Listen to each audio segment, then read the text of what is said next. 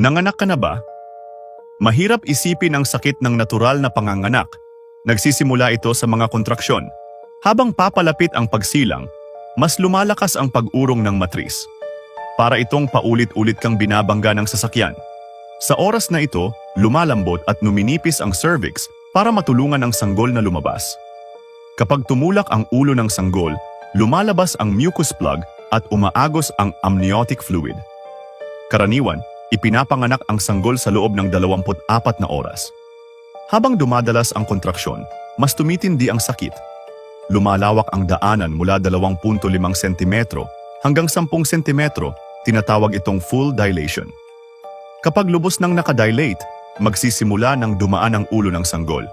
Ang sakit ay parang nababali na balian ka ng ribs ng isang bagsakan. Kung masyadong malaki ang ulo ng sanggol, puputulin ng doktor ang ilang bahagi ng tissue para maiwasan